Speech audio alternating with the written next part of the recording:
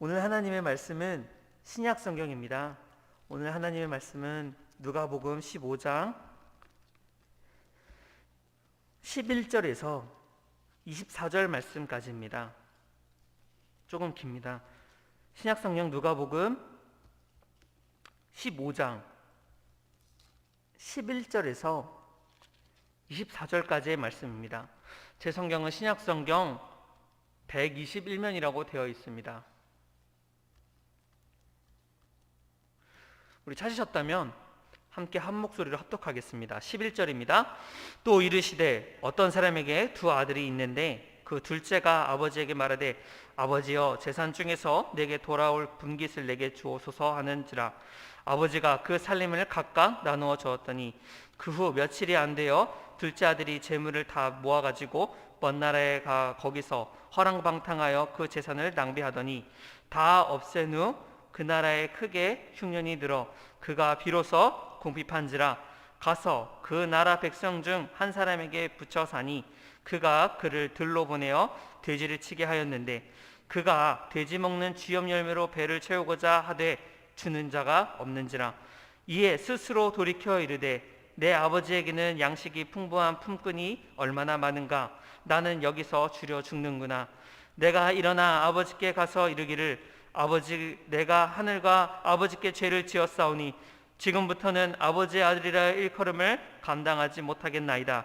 나를 품꾼의 하나로 보소서 하리라 하고 이에 일어나 아버지께로 돌아가니라.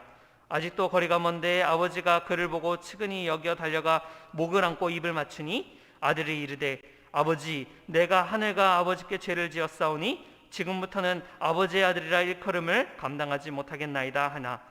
아버지는 종들에게 이르되 제일 좋은 옷을 내어다가 입히고 손에 가락지를 끼우고 발에 신을 신기라. 그리고 살찐 송아지를 끌어다 잡으라. 우리가 먹고 즐기자. 이 아들은 죽었다가 다시 살아났으며 내가 잃었다가 다시 얻었노라 하니 그들이 즐거워하더라. 아멘.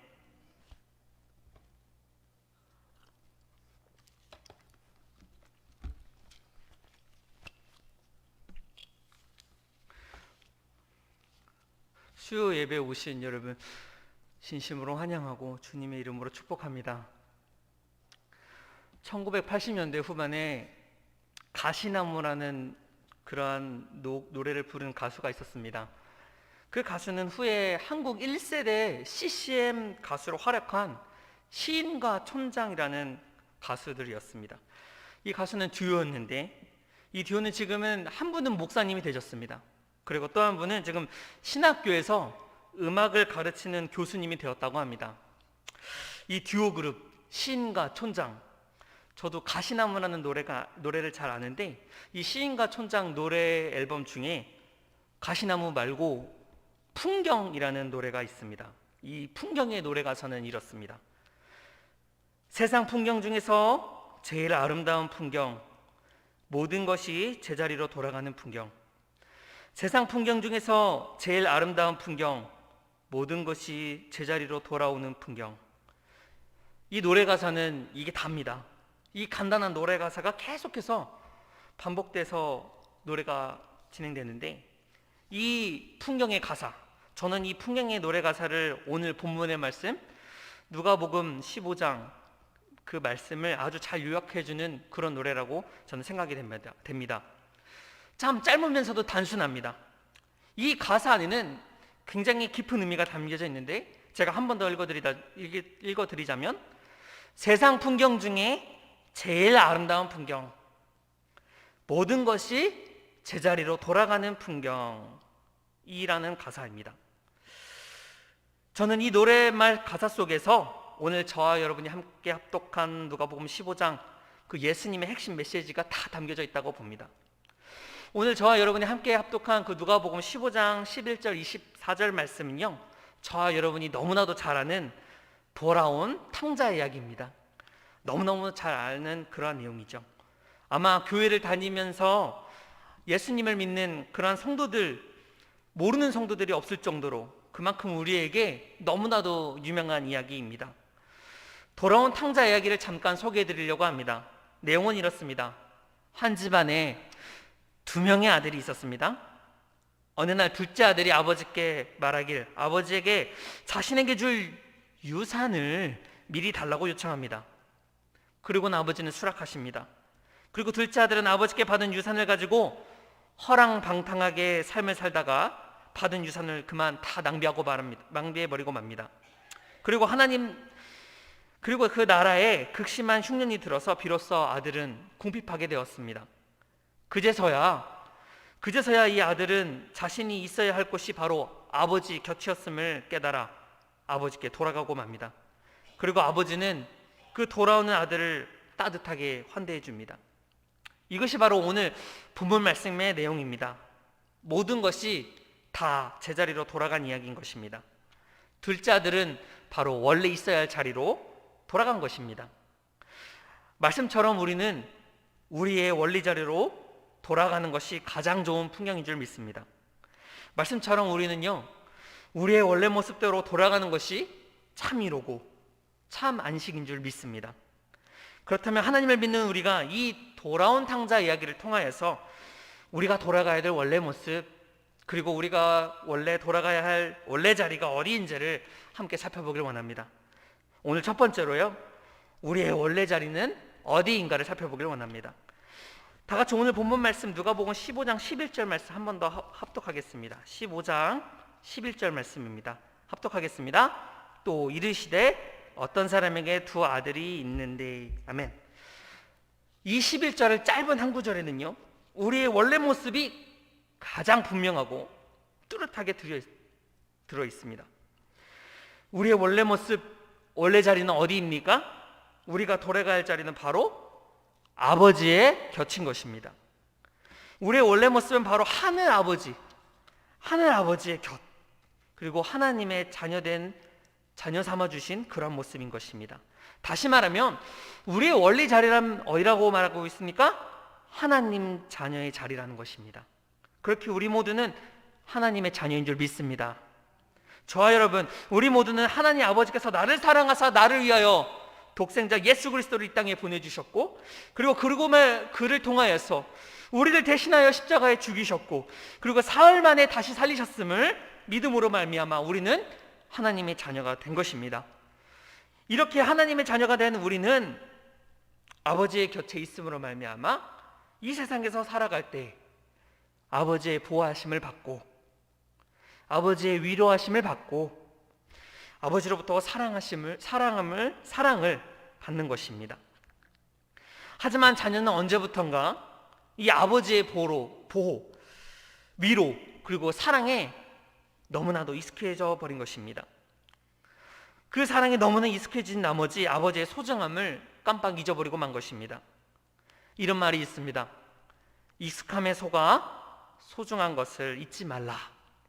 이 말처럼 그렇게 우리는 하나님 아버지의 그 보호가, 그 사랑이, 그 위로가 너무 익숙해진 나머지 하나님 아버지를 자꾸 잊어버리게 되는 것입니다. 이윽고 자녀는 이렇게 말하기 시작합니다. 하나님 아버지, 나는 하나님 아버지의 자녀이오니 잠시 아버지의 곁을 떠나 세상에 발디뎌 보려고 합니다. 하나님의 자녀라는 원래 자리에서 이제는 아버지 곁에서 떠나 아버지 없이도 혼자 당당히 잘 살 수 있다는 것처럼 이제 내가 다 성장했다고 말하는 것입니다. 오늘 아버지의 아들들 중에 둘째 아들이 그랬습니다. 다 같이 오늘 본문 말씀 누가복음 15장 12절 말씀 함께 합독하겠습니다. 12절 말씀입니다. 그 둘째가 아버지에게 말하되 아버지여, 재산 중에서 내게 돌아올 분깃을 내게 주소서 하는지라. 아버지가 그 살림을 각각 나누어 주었더니, 아멘. 지금 둘째는 어떻게 하고 있습니까? 지금 아버지에게 아버지의 재산 가운데 자신이 장차 받게 될 그 목을 미리 달라고 요청하고 있는 것입니다. 하지만 저와 여러분이 잘 알다시피 유산이라는 건 무엇입니까? 아버지의 유산은 아버지가 돌아가시고 나서야, 아버지가 죽기 전에는 분배가 되지 않는 것이 바로 이 유산인데, 어떤 학자들은 이 성경 구절 12절 말씀을 통하여서 이렇게 해석하기를, 이 둘째 아들은 지금 마치 아버지가 죽은 것처럼 대하고 있다라고 주장하는 학자들도 있을 정도로 지금 아들은 아버지께 굉장히 무례한 요구를 하고 있는 것입니다. 저는 개인적으로 이 해석이 옳으냐 마느냐를 분명히 알 수는 없지만 어쨌든 분명한 사실은 이것입니다. 지금 둘째 아들은 자신과 그 아버지의 관계를 끊고 아버지에게서 멀리 떠나가려는 의도를 가지고 있다는 사실은 확실하다는 것입니다. 둘째 아들은 지금 아버지께 뭐라고 말씀합니까? 아버지, 내게 지금 미리 올 재산을 미리 주시옵소서, 그 분깃을 내게 미리 주시옵소서라고 말하고 있습니다. 여러분, 이것은 무슨 뜻을 의미하는 것일까요? 이제 내가 성장하였으니 아버지로부터 독립하여 스스로 서겠다라는 것을 의미하는 것입니다. 다시 말해, 이제 나는 아버지께 속한 자가 아닙니다.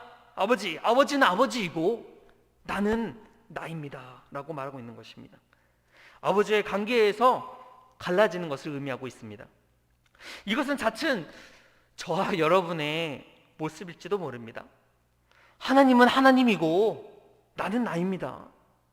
나는 다른 존재입니다. 난 이제 성장했습니다. 그러니 하나님, 날 좀 놓아주십시오. 여러분, 한 가지 착각하지 말 것이 있습니다. 그것은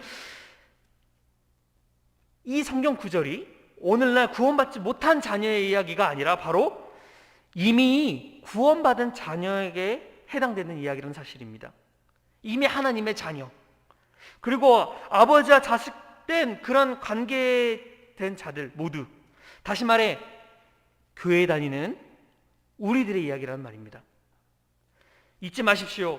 우리의 원래 모습은 어떤 모습입니까? 우리의 원래 모습은 하나님의 자녀입니다. 잊지 마십시오. 우리가 원래 있어야 할 자리는 어디입니까? 우리가 원래 있어야 할 자리는 하나님의 곁인 것입니다. 그런데 언제부턴가 그 익숙함에 속아 넘어가 너무나 소중한 것을 우리가 잃어버린 것일 수도 있습니다. 하나님은 하나님이고 나는 나입니다. 그리고 아들은 세상에 나아갑니다. 굳이 하나님 곁 없어도 굳이 하나님 필요 없습니다. 난 하나님 없어도 괜찮게 살 수 있습니다. 이렇게 생각하며 하나님과 아무런 관련 없는 먼 곳, 저 세상 속 깊이 가버리고 마는 것입니다. 그렇게 세상으로 출발한 아들은 하나님과 전혀 상관없고 아무런 관련도 없고 하나님과 거리가 먼 저 세상 속 깊이 들어가 버리고 맙니다. 아들은 몰랐습니다. 하나님과 거리가 먼 세상 속은 하나님의 자녀가 아닌 죄의 자녀로 살아가는 것이 너무나도 쉽다는 사실을 말입니다. 오늘 본문 말씀 15장 13절 말씀 다 같이 보시겠습니다. 15장 13절 말씀 합독하겠습니다. 그 후에 며칠이 안 되어 둘째 아들이 재물을 다 모아가지고 먼 나라에 가 거기서 허랑방탕하여 그 재산을 낭비하다니. 아버지의 목, 다시 말해 자신이 미리 받아야 할 자기 목을 받은 아들, 이 아들은 아버지의 집을 떠난 지 얼마 되지 않아 자신의 삶이 무너져 버리고 맙니다.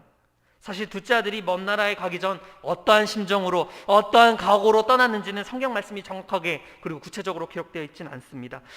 하지만 우리가 생각해 볼 것은 어쩌면 이 둘째 아들은 아버지를 떠나면서 그래도 내가 아버지의 자녀인데 내가 아버지가 주신 그 몫으로 열심히 잘 살아봐야지. 아버지가 주신 그 목으로 내가 타국에서 성공해야지. 이렇게 다짐했었을 수도 모릅니다. 하지만 지금 이 아들의 결과를 보십시오. 아들의 결과를 성경에서 뭐라고 말씀합니까? 그는 허랑방탕하여 그 재산을 낭비하였다라고 말하고 있습니다. 그렇습니다. 여기서 우리가 확실히 알 수 있는 점이 있습니다. 그것은 바로 내가 아무리 잘 계획해도,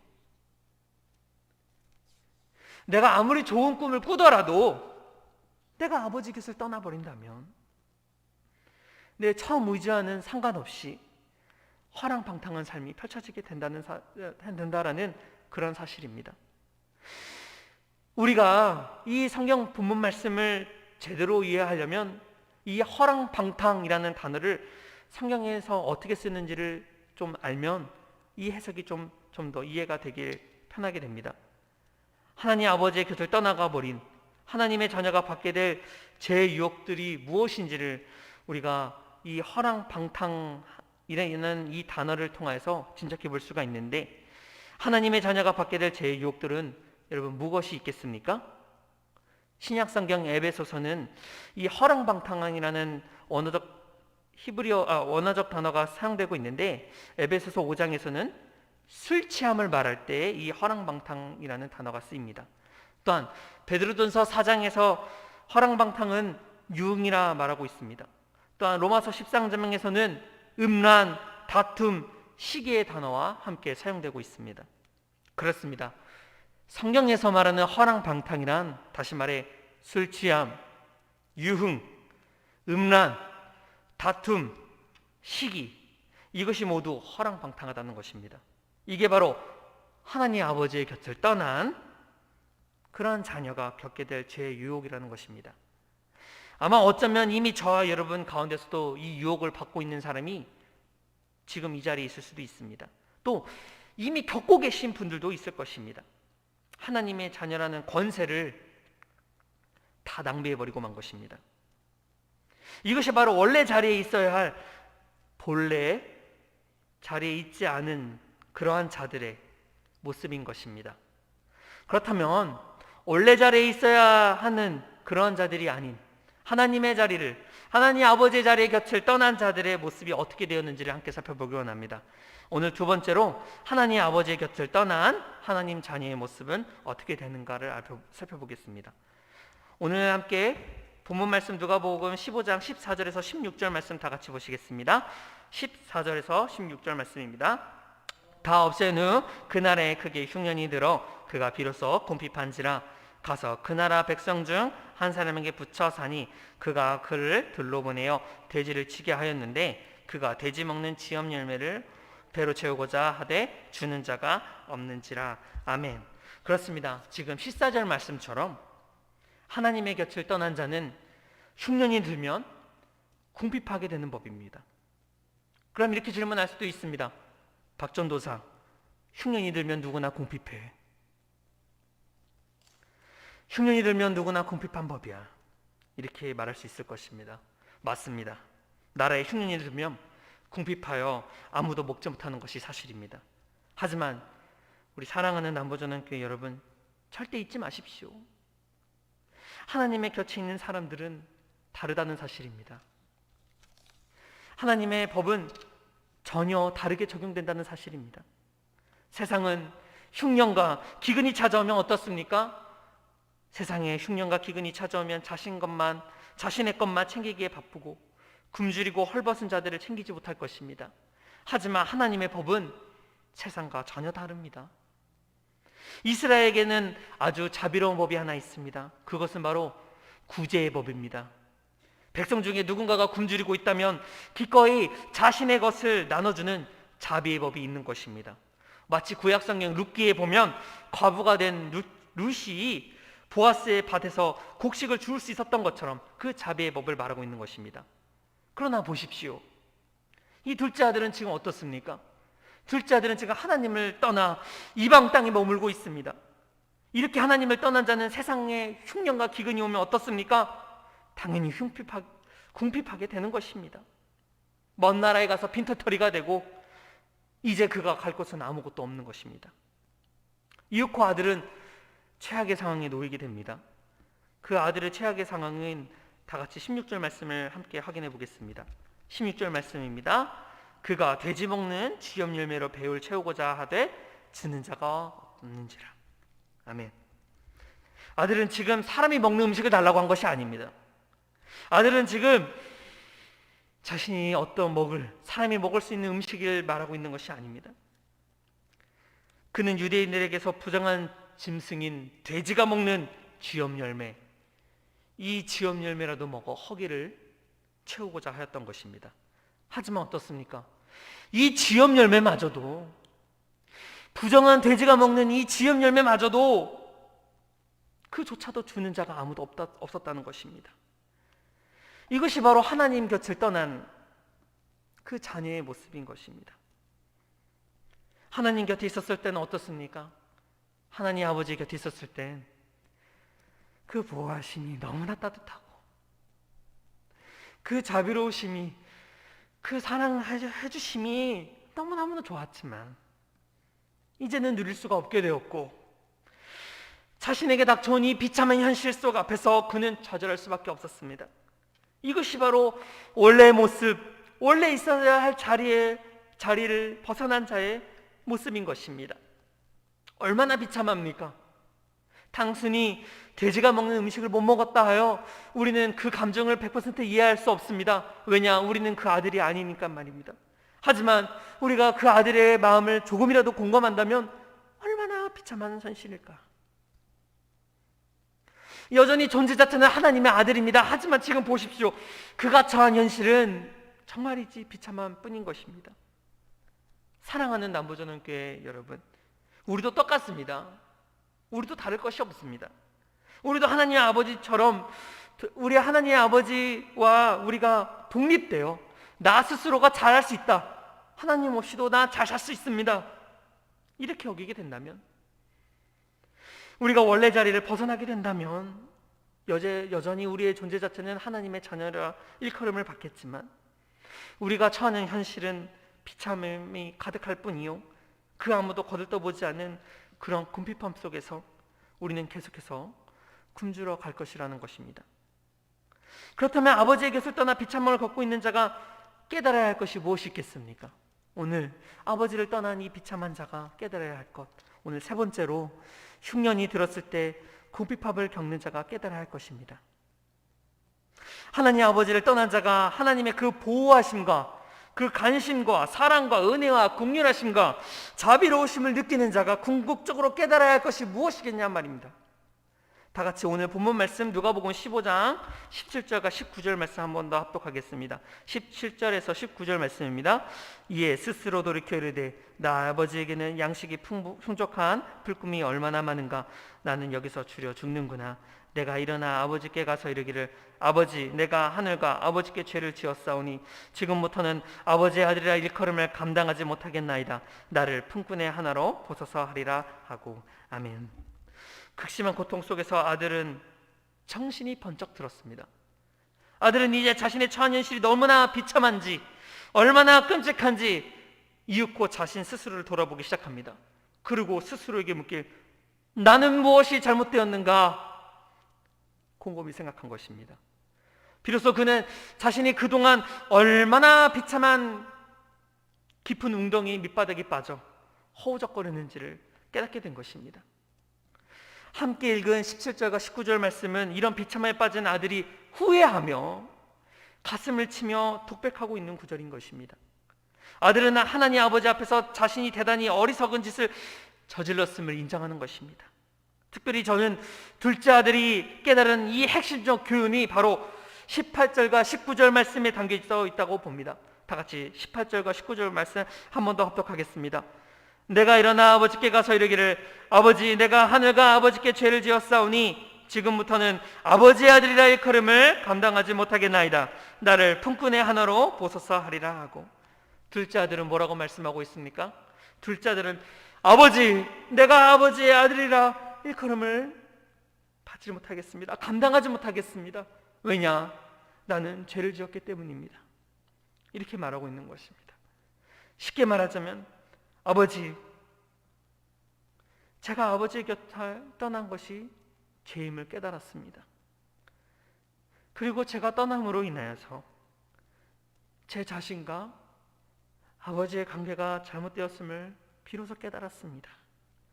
라는 것을 비로소 아들은 깨달았던 것입니다.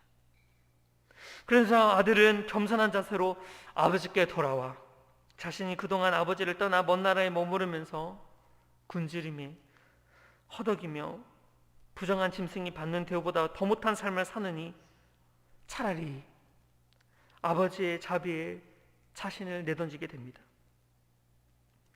그가 말합니다. 아버지, 내가 죄를 지었습니다.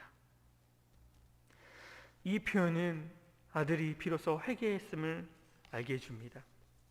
그러면서 아들은 차마 그 아버지의 얼굴을 바라보지 못하며 아버지 밑에서 아들이 아닌 그저 품꾼이라도 좋으니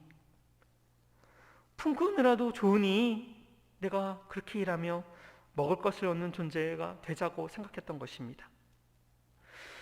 사랑하는 남부전원교회 성도 여러분, 저는 이 둘째 아들을 통해서 우리가 배울 것이 하나 있다고 생각합니다.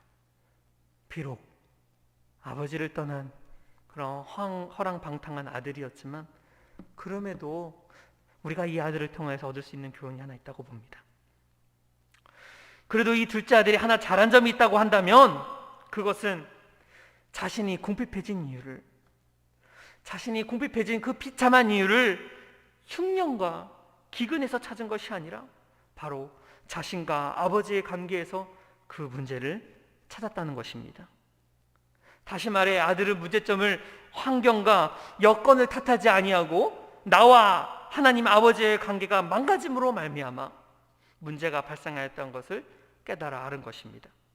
그리하여 17절 말씀에서도 뭐라고 말씀합니까?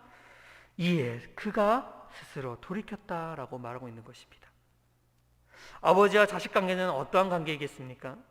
여러분 아버지와 어머니의 모습을 생각해 보십시오. 얼마나 따뜻하고 사랑스러운 존재들이십니까? 아버지와 자식의 관계는 어떠한 일의 주인과 품꾼의 관계가 아니요, 일을 시키는 사람과 종의 관계가 아닌 것입니다. 아버지와 아들 관계는 어떻습니까? 자식이 배고프다면 어떻습니까? 자식에게 지불함 없이 거저주시는 그런 분이 바로 아버지이신 것입니다. 자식이 떡이 달라고 한다면 어떻습니까? 아버지는 떡을 주시는 분이십니다. 자식이 물고기를 달라고 한다면 어떻습니까? 아버지는 물고기를 주시는 바로 그런 아버지이신 것입니다. 저는 어렸을 때 할머니 손에서 컸습니다. 아버지의 어머니께서 개척교회 목사님 사모님이셨기 때문입니다. 그래서 교회 일로 부재중이실 때가 너무나 많았습니다. 그러면 어머니는 우리들 먹으라고 고기를 사놓으시고 가십니다. 그러면 할머니는 고기를 가져다 이렇게 구우십니다. 제 위로 한 살 위 누나가 있습니다. 누나랑 같이 지냈는데 누나랑 저랑 할머니가 이렇게 고기를 먹으면 개눈 감치듯이 먹고 그랬습니다. 그런데 할머니도 드셔야 되는데 할머니는 고기를 안 드세요. 나는 고기보다 나물이 더 맛있어. 난 고기가 소화가 안 돼. 너네들 많이 먹으려. 이렇게 말씀하시는데 이제 이해가 됩니다. 할머니는 돌아가셨지만 너무너무 그리울 때가, 보고 싶을 때가 많이 있습니다. 그렇습니다, 여러분. 할머니도 손주도 이렇게 먹이시려고 하시는데 우리의 하늘 아버지께서는 어떠시겠습니까? 우리의 하늘 아버지는 더 좋은 것으로, 더 풍성한 것으로, 최상의 것으로 우리에게 베풀어 주시는 분이시라 저는 믿습니다. 이것이 바로 우리의 하늘 아버지라는 것입니다. 그런데 오늘 이 둘째 아들은 이 아버지의 관계를 자신 스스로가 깨버리고 맙니다. 어떻게 깼습니까? 첫째로 아들은 스스로 아버지 곁을 떠났습니다. 둘째로 아들은 더 큰 풍요를 찾아 세상으로 향했습니다. 셋째로 아들은 아버지의 긍휼이 있는 곳에서 떠났습니다. 넷째로 아들은 아버지의 사랑이 넘치는 그곳에서 본래의 자리에서 떠나고 만 것입니다. 우리는 사실 세상에서 문제가 생기면 자신이 놓인 상황과 그 환경과 그 여건을 탓하기 시작합니다. 그리고 그 문제와 연관된 사람들을 탓하기 시작합니다. 하지만 오늘 이 둘째 아들의 모습을 보십시오. 오늘 저와 여러분은 이 둘째 아들의 모습을 자세히 들여다봐야 할 것입니다. 우리의 문제는 어디서 오는가? 우리의 문제는 어디서 오는가? 우리의 문제는 어디서 찾아야 하는가? 이것을 우리는 둘째 아들을 보며 생각해 봐야 할 것입니다. 우리의 문제는 항상 근원적으로 하나님 아버지와 나와의 관계에서 문제가 생기지 않는가? 나는 지금 아버지와 어떠한 관계를 가지고 있는가? 이것을 먼저, 우리가 문제가 발생한다면 이것을 먼저 점검해 봐야 할 것입니다. 우리가 세상을 살면서 세상의 여러 문제들, 굶주림, 헐벗음, 궁핍, 좌절, 낙심 등의 문제가 생긴다면 우리는 우리 주변, 환경, 여건, 사람들 볼 것이 아니라 우리는 먼저 하나님 아버지의 관계를 되돌이켜 봐야 할 것입니다. 우리가 세상을 살면서 하나님의 은혜를 충만히 누리고 있지 못한다면, 내가 하나님의 아들로서 그 하나님의 사랑을 잘 느끼지 못한다. 가끔 생각하길, 하나님 살아계신가? 하나님 뭐하고 계신가? 하나님 주무시는가? 라고 느껴진다면 그것은 하나님의 은혜가 부족한 것이 아닙니다. 그것은 하나님의 사랑이 부족한 것이 아닙니다. 그렇다면 우리는 먼저 아버지 하나님과의 관계를 점검해 봐야 할 것입니다. 우리가 세상을 살면서 하나님의 위로와 평안을 진정으로 누릴 수가 없다면, 이 코로나 가운데서 내가 불안하고 너무너무 두렵고 염려가 돼서 살 수가 없다면, 여러분, 그것은 하나님의 능력이 부족해서가 아닙니다. 지금 당장 하나님과 나와의 관계를 되돌이켜 보길 원합니다. 이것이 바로 우리가 둘째 아들에게서 배워야 할 모습이라는 것입니다. 그렇다면 오늘 마지막으로 살펴볼 것은 아버지의 관계가 틀어졌음을 깨달은 자가 취해야 하는 행동입니다. 다 같이 오늘 본문 말씀 누가복음 15장 20절 상반절 말씀 함께 합독하겠습니다. 20절 상반절 말씀 시작. 이에 일어나 아버지께로 돌아가니라. 아멘. 예, 그렇습니다. 아버지와 관계를 깨달은 자는 어떻습니까? 일어나 아버지께로 돌아가는 것입니다. 즉시 돌아가야 됩니다. 주저하지 말고 깨닫자마자 적극적으로 아버지께 돌아가야 되는 것입니다. 저와 여러분의 삶에서 하나님의 은혜를 잘 못 느끼는 분이 계십니까? 이 코로나 상황이 지겨움을 넘어서 난 불안해서, 난 염려가 많고 걱정이 많아 못 살겠다 하는 분 계십니까? 여전히 하나님께서 주시는 위로와 평안을 못 느끼시는 분 계십니까? 그렇다면 즉시 주님께로 돌아가시길 바랍니다. 그 자리를 훌훌 털고 즉시 일어나 머뭇거리지 않고 주저하지 않고 즉시 아버지께로 돌아가길 바랍니다. 우리가 비록 초라한 모습이겠지만, 우리가 비록 주님 앞에 떳떳하지 못하겠지만, 부끄럽고 가끔 참 창피하다, 내가 여기 설 자격이 있는가? 라고 느껴질 수도 있겠지만, 그런 마음을 가지고 즉시 하나님께로 돌아갈 때 어떻습니까? 하나님 아버지는 우리를 어떻게 맞이하시겠습니까? 오늘 하나님 아버지께서 우리를 어떻게 맞이하시겠느냐? 누가복음 15장 20절과 23절 말씀엔 그런 우리를 하나님 아버지께서 어떻게 맞이하시겠는가를 우리는 알 수가 있습니다. 다 같이 20절과 23절 말씀 한번 확인해 보겠습니다. 20절입니다. 이에 일어나 아버지께로 돌아가니라. 아직도 거리가 먼데 아버지가 그를 보고 측은히 여겨 달려가 목을 안고 입을 맞추니 아들이 이르되 아버지, 내가 하늘과 아버지께 죄를 지었사오니 지금부터는 아버지의 아들이라 일컬음을 감당하지 못하겠나이다 하나 아버지는 종들에게 이르되 제일 좋은 옷을 내어다가 입히고 손에 가락지를 끼우고 발에 신을 신기라. 그리고 살진 송아지를 끌어다 잡으라. 우리가 먹고 즐기자. 아멘. 20절 말씀에서는 말합니다. 우리가 내가 스스로 아버지를 떠난 그때부터 지금부터 아버지는, 내가 떠난 그때부터 아버지는 목을 쭉 빼고 기다리고 계셨다. 아직도 거리가 먼데 나를 알아보시고, 나를 미리 알아보시고 달려가 목을 안고 입을 맞추며 우리를 위로해 주시는 하나님의 아버지를 우리가 발견할 수 있습니다. 22절 말씀엔 우리의 아버지를 내가 스스로 떠났지만, 나는 더러워졌지만, 나는 비참해졌지만, 나의 이런 더러운 옷, 제일 낡은 옷을 벗게 하시고 제일 좋은 옷으로 입히시고 우리의 손에는 가락지를, 발에는 신을 시키시는 그런 따뜻한 하나님 아버지의 모습을 우리가 발견할 수가 있습니다.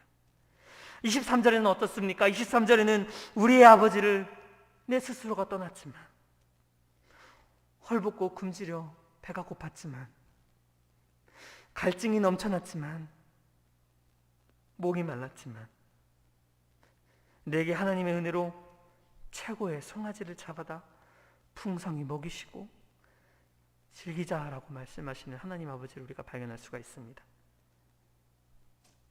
이 말씀을 통하여서 우리가 원래 자리로 돌아갈 때, 우리 애가 원래 모습으로 돌아갈 때 누리게 되는 그 하나님의 사랑을 우리가 알 수가 있게 되는 것입니다.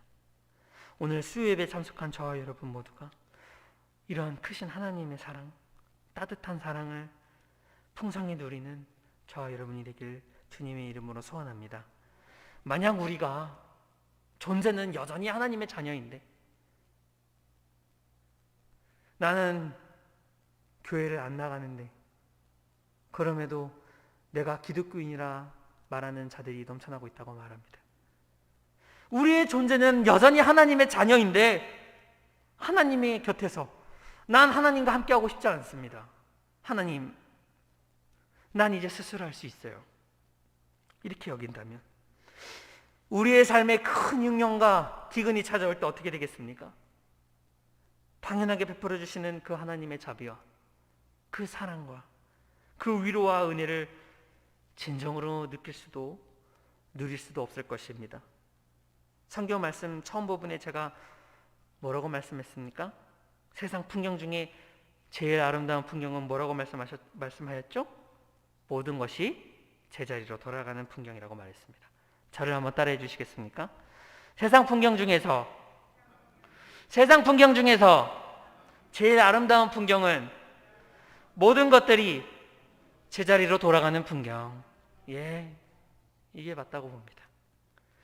즉시 아버지께로 돌아가는, 주께로 돌아가고자 하는 그런 회개의 은혜가 저와 여러분에게 가득 임하기를 소원합니다. 코로나로 인하여서 신앙이 후퇴됐다고 느껴지십니까? 예, 저는 코로나로 인하여서 믿음 성장이 성장되지 못하고 후퇴하고 있다고 생각합니다. 그런 전도사입니다. 그러나 그 이유를 코로나로 돌리지 않습니다.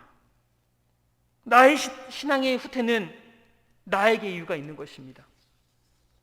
나와 아버지의 관계를 한 번 더 점검하며 내 신앙이 후퇴된 것이라 생각된다면 오늘 다시 한번 우리 주님과의 관계를 새로이 다짐하는 저와 여러분이 되길 주님의 이름으로 소망합니다. 그렇게 주님께로 돌아가는 저와 여러분이 됩시다. 그렇게 주님께로 돌아가는 우리 남부전원교회가 되길 소망합니다. 그렇게 다시 주님의 사랑 느끼며 이제 코로나가 곧 종식될 것이라 믿습니다. 그때 열심히 계속해서 쉬지 않고 달려나가는 저와 여러분이 되길 주님의 이름으로 축복합니다.